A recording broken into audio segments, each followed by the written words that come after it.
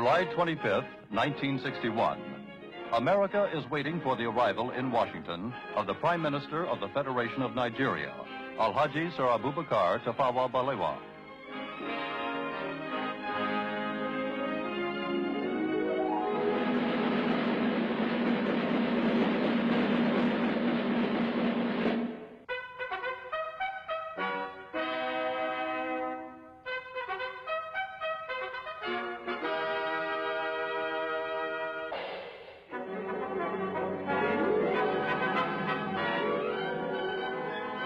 Prime Minister Balewa is making an official visit to America at the invitation of the President of the United States, John F. Kennedy.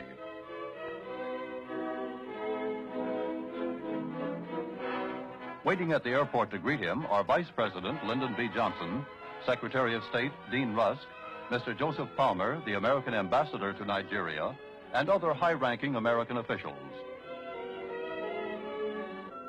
Accompanying the Prime Minister is Minister of Foreign Affairs Nwachukwu, Ambassador Udochi, and Minister Shagari and Benson, and other key members of the Nigerian government.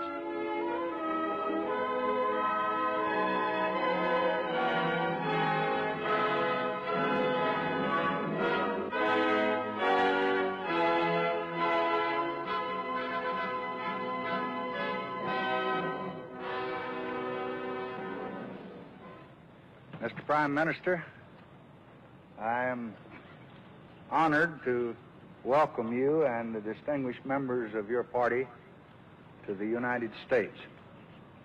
This welcome is only the beginning. You will find as you travel through this country a very deep and genuine interest in the exciting developments which are taking place in your country and in Africa today. I am very pleased to be with you in Washington today, and I look forward to the week which we are to spend among you. I have no doubt that the American people will receive us with all the kindness that they all receive strangers. This is just a brief reply to your very warm address of welcome. Thank you.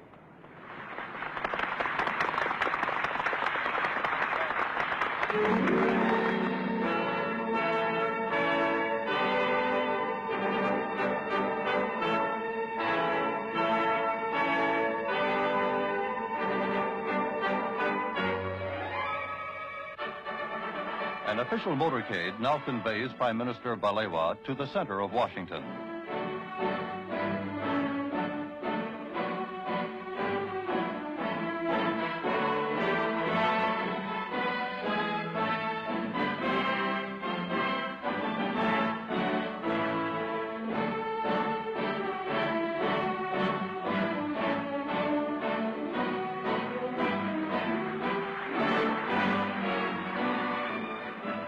Many friendly Americans are waiting to welcome Sir Abubakar to his home in Washington.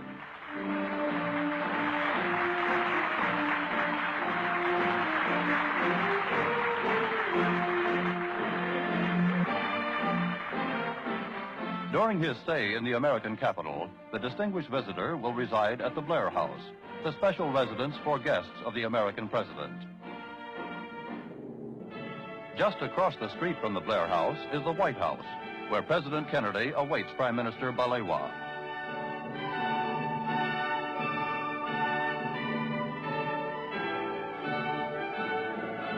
The two leaders are meeting to discuss matters of mutual and international interest.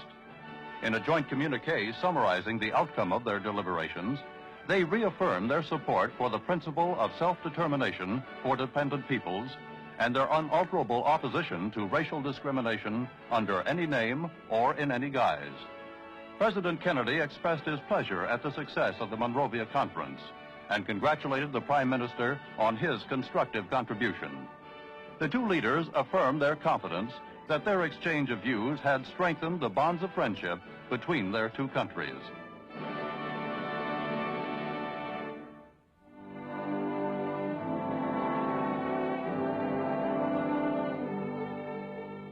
The next stop for Sir Abubakar is a memorial to one of America's best-loved presidents, Abraham Lincoln. The Lincoln Memorial is a goal for every visitor to the American capital. Tourists from all over the world are drawn by a reverence for the man known by all men as the great emancipator.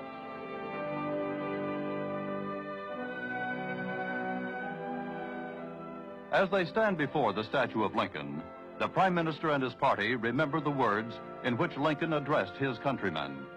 He called upon them to do all which may achieve and cherish a just and lasting peace among ourselves and with all nations. Sir Abubakar and his party see a monument to America's first president, George Washington, as they leave the Lincoln Memorial. A group of children proudly display the placard which Prime Minister Balewa has autographed for them.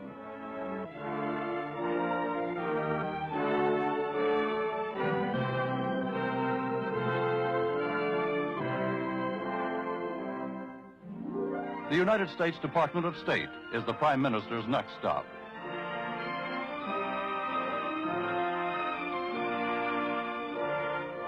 An exhibit of photographs from Nigeria and of Nigerian arts and crafts has been planned to coincide with Sir Abubakar's visit.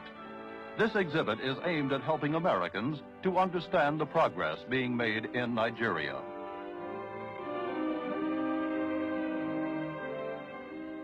Prime Minister Balewa is once again warmly greeted by Secretary of State Dean Rusk. The meeting affords an occasion for the two men and their advisors to confer on a wide variety of subjects.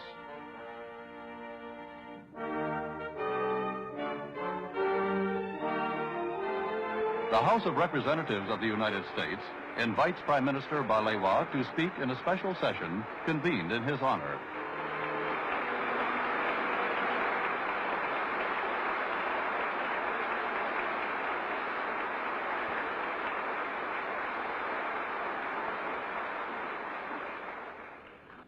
I regard it as a signal honor and privilege to be invited to address this world-famed gathering, not only because the United States of America is one of the leading nations of the world and one of the most powerful and advanced on earth today, but also because I believe that those who have struggled and worked to achieve independence will share with you and the great country which you represent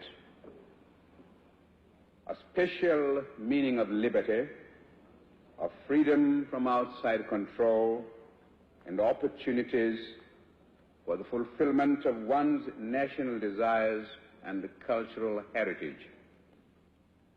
No one who visits the United States of America will fail to notice the effects of a free society and of a democratic system of government in which the rulers are the embodiments of the will of the people, and where the activity of those who rule are reviewed frankly from time